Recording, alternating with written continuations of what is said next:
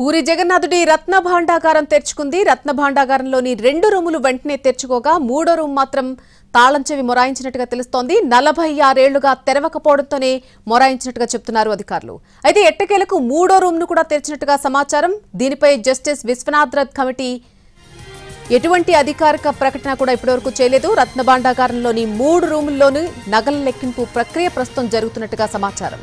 1978లో రత్న భాండాగారాన్ని తెరిచినా పూర్తిగా లెక్కించడం జరగలేదు. అప్పటి నుంచి ఇప్పటి వరకు పలుమార్లు ప్రయత్నించినా ఫలించలేదు. ఇప్పుడు రత్న భాండాగారాన్ని తెరిచారు. ఒడిశాకు చెందిన ఐజీ స్థాయి అధికారులతో పాటు 20 మందికి పైగా డీఎస్పీ స్థాయి అధికారులు ఆలయం లోపలే ఉన్నారు.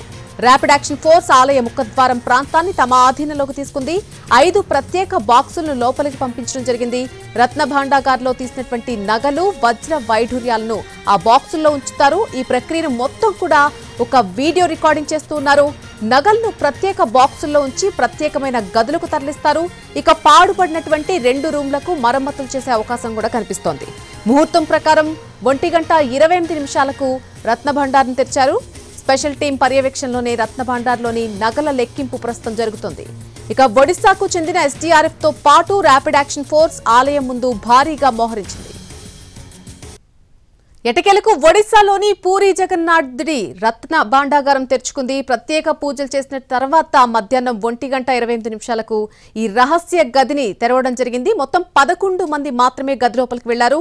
లోపల విషసర్పాలుంటాయన్నటువంటి అనుమానం నేపథ్యంలో పూరి రత్న భాండాగారంపై దేశవ్యాప్తంగా ఆసక్తి నెలకొంది. స్నేక్ హెల్ప్ లైన్ అలాగే 40 మందితో కూడినటువంటి ఓడీఆర్ఎఫ్ బృందాలను ఆలయం వెలుపల సిద్ధంగా ఉంచడం జరిగింది. అవసరమైతే కనుక వీరిని కూడా లోపలికి తీసుకెళ్లనున్నారు. రత్న భాండాగారాన్ని చివరిసారిగా 46 ఏళ్ల క్రితం 1978లో తెరిచారు. పూర్వం 3 ఏళ్లు లేదా 5 ఏళ్లకు ఒకసారి ఈ గది తలుపులు తెరిచి అక్కడ ఉన్నటువంటి సంపదనంతా కూడా లెక్కించేవారన్నట్టుగా చెబుతూ ఉంటారు. అయితే చివరిసారిగా 1978లో లెక్కించగా 70 రోజులు పట్టింది ఆ సంపదనంతా కూడా లెక్కించడానికి. అప్పట్లో కొన్నింటిని వదిలేయడంతో ఈ లెక్కలపై ఇంకా సందేహాలున్నాయి. ఈ నేపథ్యంలో హైకోర్టులో దాఖలైనటువంటి పిటిషన్పై విచారణ జరిపిన న్యాయస్థానం రత్న భాండాగారం తెరిచి అక్కడ ఉన్నటువంటి సంపదను లెక్కించాలని ఆదేశాలు జారీ చేయడం జరిగింది. అలాగే సుప్రీంకోర్టు కూడా దీన్ని సమర్థించింది. రహస్య గదులు జీర్ణావస్థకు చేరుకుని వర్షపు నీరు లీకై గోడలన్నీ కూడా బీట్లు వారుతున్నందున మరమ్మతులు చేయాలని కోర్టులు 2018లోనే పురావస్తు శాఖను ఆదేశించడం జరిగింది. ఇక 2019 ఏప్రిల్ 6న నాటి నవీన్ పట్నాయక్ సర్కార్ నియమించిన 13 మందితో కూడిన అధ్యయన సంఘం తలుపులు తెరవడానికి వెళ్లగా రహస్య గది తాళపు చెవి కనిపించలేదు. దీంతో సభ్యులు అక్కడి నుంచి వెనుదిరగడం జరిగింది. ఆ తర్వాత మరమ్మతులకు ఎలాంటి చర్యలు తీసుకోవాలో అధ్యయనానికి ప్రభుత్వం జస్టిస్ రఘువీర్ దాస్ కమిటీ నియమించింది. ఇంతలో డూప్లికేట్ తాళపు చెవి పూరి కలెక్టరేట్ ట్రెజరీలో ఉన్నట్టుగా గుర్తించారు. మరొకవైపు రఘువీర్ కమిటీ నివేదికను ప్రభుత్వం వెల్లడించలేదు. దీన్ని ఇటీవల ఎన్నికల్లో బీజేపీ ప్రచారాస్త్రంగా చేసుకుంది. తాము అధికారంలోకి వస్తే కనుక ఈ భాండాగారం తెరిపిస్తామని హామీ ఇచ్చింది బీజేపీ. హామీకి కట్టుబడి రిటైర్డ్ న్యాయమూర్తి జస్టిస్ విశ్వనాథ్ అధ్యక్షతన 16 మందితో కమిటీ వేసింది. ఆ కమిటీ రత్న భాండాగారం తెరవాలని రాష్ట్ర ప్రభుత్వానికి నివేదించింది. అసలు ఈ భాండాగారం లోపల ఎలా ఉంటుందో ఎవరికీ అవగాహన అయితే లేదు. 46 ఏళ్లుగా అందులోకి ఎవ్వరూ వెళ్లలేదు. కొద్ది నిమిషాల క్రితం 1:28 కరెక్ట్ గా ఈ రోజు ఆ భాండాగారం తెరుచుకోవడం జరిగింది. దీనికి సంబంధించి పూర్తి అప్డేట్ మా ప్రతినిధి నాయుడు లైవ్ లో అందిస్తారు. Over to Naidu. నళిని శ్రీ ఏదైతే చక్ర క్షేత్రంగా పేరుగాంచినటువంటి ఈ ఏదైతే పూరి జగన్నాథ స్వామి ఆలయం 46 ఏళ్ల క్రితం ఏదైతే ఈ రత్న భాండాగారం తెరిచారో అన్నేళ్ల తర్వాత 4.5 దశాబ్దాల తర్వాత ఇదే మొదటిసారి ఈరోజు తెలుసుకుంది. ముఖ్యంగా ఈరోజు మనం చూసుకున్నట్లయితే ఇది ఆలయం మనం చూస్తున్నటువంటి ప్రధాన ఆలయం. ఈ ఆలయంలో ఈరోజు స్వామివారు లేరు. స్వామివారు ఏదైతే తన సోదరులు బలరాముడు సుభద్రతో ఆయన వేరే ప్రాంతంలో వేరే ఏదైతే గురించి ఆలయంలో ఉన్నటువంటి పరిస్థితి. సో ఈ నేపథ్యంలో అక్కడి వరకు కూడా ఈరోజు ఉదయం ఇక్కడి నుంచి అర్చకులందరూ వెళ్ళారు. ప్రత్యేక పూజలు నిర్వహించారు. ప్రత్యేక పూజలు నిర్వహించి ఏదైతే ఆలయంలో ఉన్నటువంటి ఈ 3 గదులను తెరుస్తాము అనేటటువంటి విషయాన్ని ఆ స్వామివారికి నివేదించారు. ఆ తర్వాత అక్కడి నుంచి ఏదైతే విశ్వనాథ్ రథ్ అనేటటువంటి ఆయన ఎవరైతే ఉన్నారో committee chairman, high level committee ఉందో ఆ కమిటీ చైర్మన్తో పాటు ఆ సభ్యులందరూ కూడా లోపలికి వెళ్ళారు. సుమారు 1:28 సమయంలో ఏదైతే ఆ ఆలయంలో ఉన్నటువంటి 3 రూమ్స్ను తెరిచే ప్రయత్నం అయితే చేశారు. అయితే అందులో ఒక తాళం చాలాసేపు మొరాయించినట్టుగా మనకు సమాచారం అందుతుంది. అఫీషియల్గా మనకి ఇంకా నిర్ధారణ కానప్పటికీ కూడా ఏదైతే 3 రూమ్లు ఉన్నాయో అంతరాలయం బహిరిగా ఉన్నటువంటి 2 రూమ్స్ 1900 ఏదైతే మనం చెప్పుకుంటున్నామో 46 ఏళ్ల క్రితం 1978లో చూసినటువంటి ఆ 2 రూములతో పాటు 3వ రూమ్ కూడా ఓపెన్ అయ్యిందని చెప్తున్నారు. అయితే అందులో ఎంత నిధి నిక్షేపాలు ఉన్నాయనేది ఇంకా వెలికి రానటువంటి పరిస్థితి.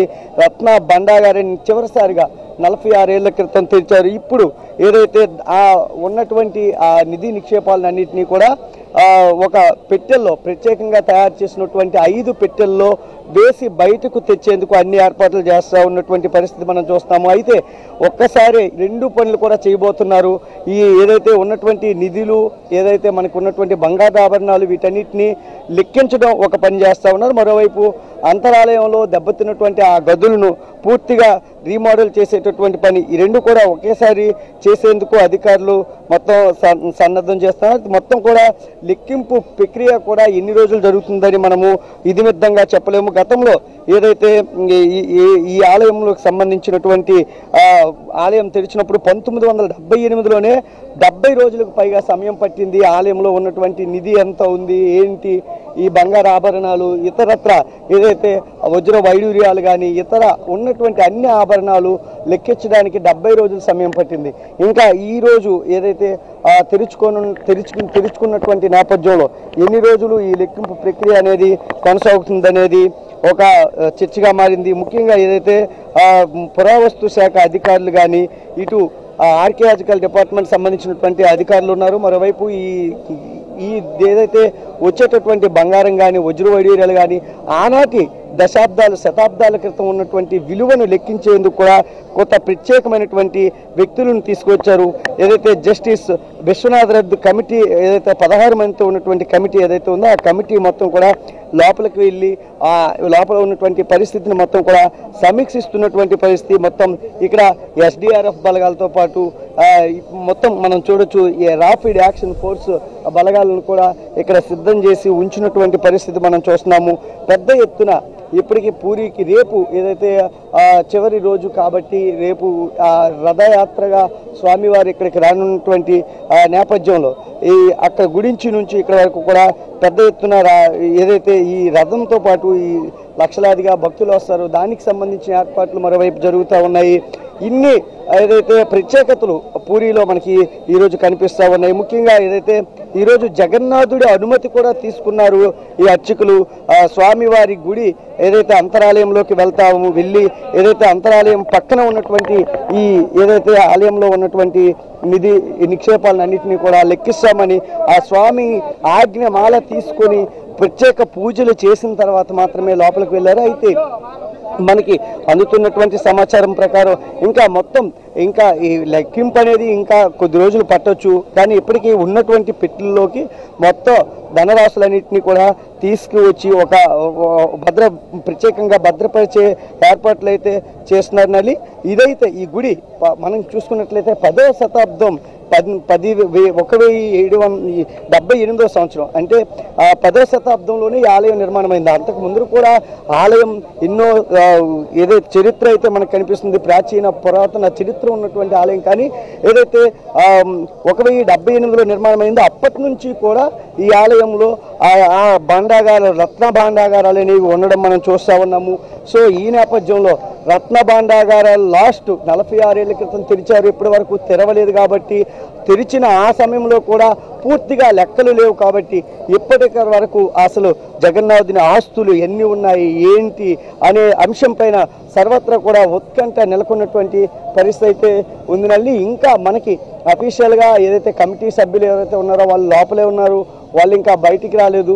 ఇక్కడ ఒడిశాకు సంబంధించినటువంటి న్యాయశాఖ మంత్రి హరిచందన్ లోపలికి వెళ్ళారు. ఇంకా ఒక పద్ధతి ప్రకారం ప్రాసెస్ అంతా జరుగుతూ ఉంది.